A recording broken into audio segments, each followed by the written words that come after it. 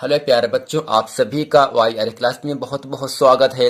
तो प्यारे बच्चों, आज हम पढ़ेंगे सेट 2 824 एन के कोड का है, जो कि इसके पहले की वीडियो मैंने आपको खंड का और खंड खा पढ़ा दिया था। आज हम पढ़ेंगे खंड गा। इसमें तो प्यारे बच्चों, प्रश्न नंबर 9 का खंड आपसे कह रहा है मुकुलन पाया जाता है। पहला ऑप्शन आपके सामने है प्लेनेरिया में, दूसरा ऑप्शन आपके सामने है हाइड्रा में, तीसरा है लीशमैनिया में, चौथा है उपर्युक्त में से सभी। यानी मुकुलन पाया जाता है प्लेनेरिया में पाया जाता है, या हाइड्रा में, या लीशमैनिया में, या इनमें सभी। तो प्यारे बच्चों, इन चारों ऑप्शन में ऑप्शन नंबर आपका दूसरा सही है, हाइड्रा। यानी हाइड्रा में मुकुलन पाया जाता है। तो प्यारे बच्चों, मुकुलन पाया जाता है किस ऑप्शन में, किसमें? दूसरे ऑप्शन में। वो ऑप्शन कौन सा है आपका? हाइड्रा है। अर्थात जो मुकुलन पाया जाता है वो आपका हाइड्रा में पाया जाता है। तो प्यारे बच्चों, प्रश्न नंबर 9 का खा खंड आपसे कह रहा है जीवाश्म ऊर्जा का स्रोत है। जीवाश्म ऊर्जा का स्रोत है। पहला ऑप्शन आपके सामने है पवन ऊर्जा, दूसरा ऑप्शन आपके सामने है सौर ऊर्जा, तीसरा ऑप्शन है कोयला, चौथा ऑप्शन है जल विद्युत। यानी कौन सा स्रोत जीवाश्म ऊर्जा स्रोत के अंतर्गत आता है? वह पवन ऊर्जा है, सौर ऊर्जा है, कोयला है, या जल विद्युत है। तो प्यारे बच्चों, इन चारों ऑप्शन में ऑप्शन नंबर आपका दूसरा सही है, सौर ऊर्जा। यानी जो सौर ऊर्जा होता है वो आपका जीवाश्म ऊर्जा का स्रोत होता है। यानी सौर ऊर्जा से हम जीवाश्म ऊर्जा प्राप्त कर सकते हैं, इसलिए जीवाश्म ऊर्जा का स्रोत क्या होता है? एक आपका सौर ऊर्जा होता है, जो कि इन चारों ऑप्शन में ऑप्शन नंबर आपका दूसरा सही है। तो प्यारे बच्चों, चलते हैं प्रश्न नंबर 9 के गा खंड में। इसमें आपसे प्रश्न यूं कह रहा है निम्नलिखित में से कौन सा मानव में मादा जनन तंत्र का भाग नहीं है? निम्नलिखित में से कौन सा मानव इंसान में मादा जनन तंत्र का भाग नहीं है?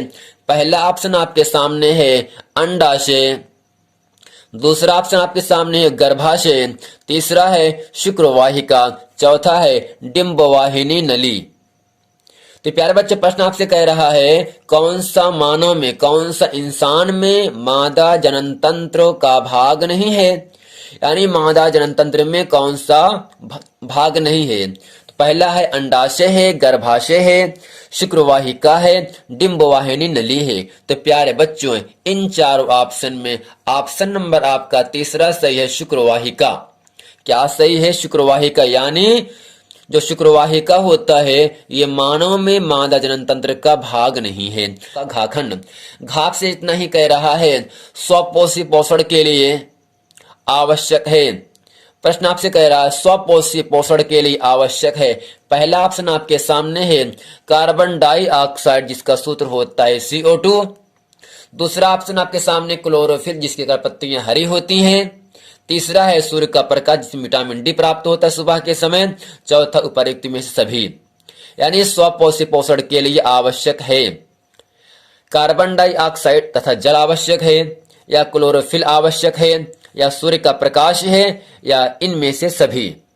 तो प्यारे बच्चों, इसका जो सही उत्तर है वो इन चारों ऑप्शन में ऑप्शन नंबर आपका चौथा सही है। यानी स्वपोषी पोषण के लिए कार्बन डाइऑक्साइड तथा जल भी आवश्यकता जरूरी है, क्लोरोफिल भी जरूरी है, और सूर्य का प्रकाश भी जरूरी है। चलते हैं आपको लेकर प्रश्न नंबर 10 के का खंड में।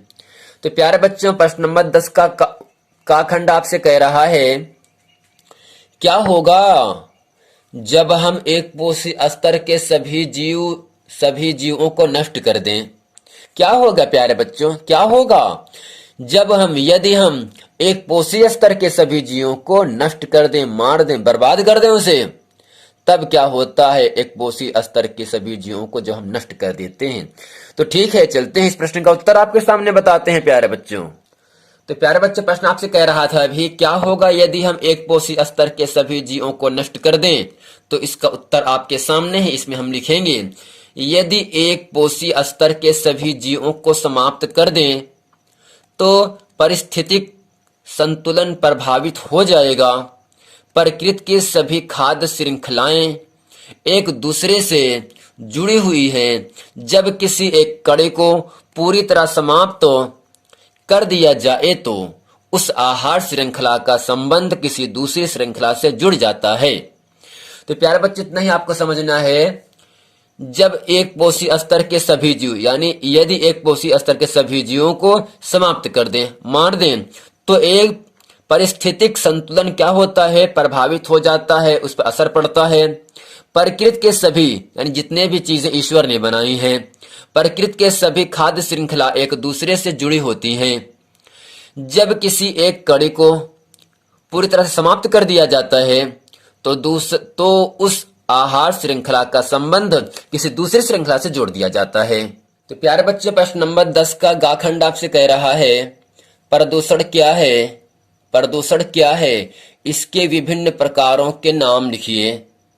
तो चलते हैं, इस प्रश्न का उत्तर आपके सामने अच्छे तरीके से बताते हैं। प्यारे बच्चों, प्रश्न आपसे कह रहा है 10 का गाखंड, प्रदूषण क्या है? इनके विभिन्न प्रकारों के नाम लिखिए। तो हम समझते हैं बच्चा, प्रदूषण क्या है।